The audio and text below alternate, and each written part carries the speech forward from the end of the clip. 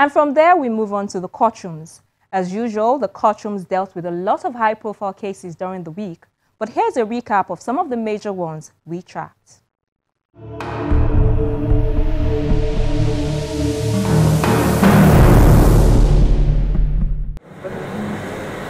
The Federal Capital Territory High Court in Maitama, Abuja, has adjourned further hearing in the 19th-count charge of criminal diversion of $2.1 billion involving the former National Security Advisor Colonel Sambo Dasuki and others.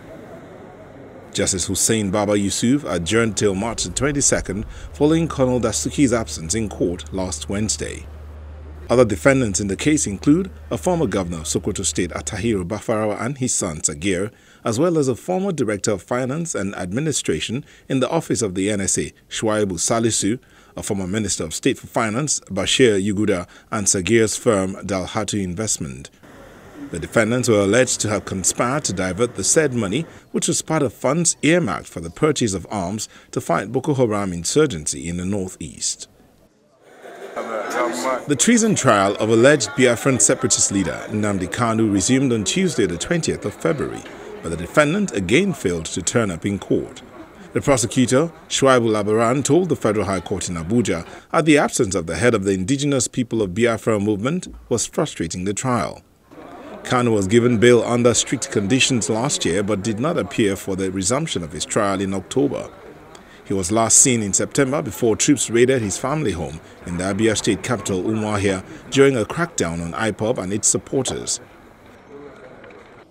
From Abuja, we move to Lagos. The Economic and Financial Crimes Commission, EFCC, has rejected the plea bargain proposal of a former minister of the Federal Capital Territory, Ms. Jumoke Akinjide, and two others.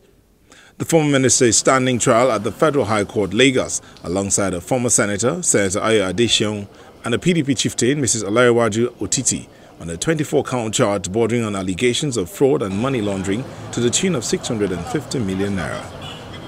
At the last sitting of the court on February the 6th, Justice Muslim Hassan had adjourned to enable parties conclude settlement talks after the former minister opted for a plea bargain agreement and also reported that the 650 million naira had been returned to the EFCC. At the proceedings on Thursday, the EFCC counsel Nnemeka Omenwa told presiding Justice Muslim Hassan that he had the instructions of his management to reject the plea bargain proposal as it was not in line with the provisions of the Administration of Criminal Justice Act of 2015.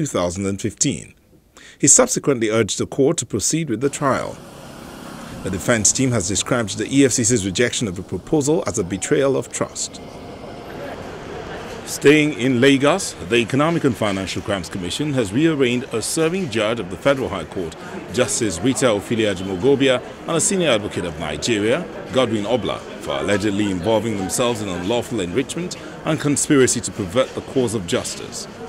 They were rearranged before Justice Hakeem Oshodi of the Lagos High Court sitting at Ikeja after the EFCC amended the charges against them. The duo were first docked in November 2016 on a 30-count charge, but the new charge has 31 counts. In the first charges, Justice Ofili-Ajumogobia was among other things accused of receiving a total of $793,800 in several tranches from different sources between 2012 and 2015, so as to have a significant increase in assets that cannot reasonably be explained in relation to lawful income. On Obla's part, he was accused of offering 5 million naira as gratification to the judge so as to allegedly pervert the cause of justice. The defendant again pleaded not guilty to the fresh charges. And we round up with the report that an aide to former President Goodluck Jonathan, Waripamo Owe-Dudafa, has told a Federal High Court sitting in Lagos that all the actions he took in the performance of its duties were based on instructions handed down to him by the former president and his wife, Patience Jonathan.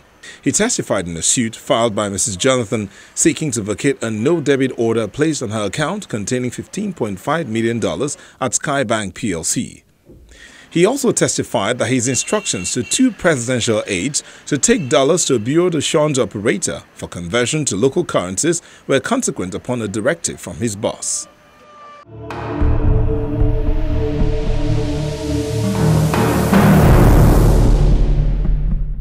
And with that, we come to the end of this week's episode of Law Weekly. Do feel free to send in your comments via any of our social media handles. You can also watch this episode of the program or past ones on our YouTube channel. I'm Shola Sheyeli. Thank you for watching.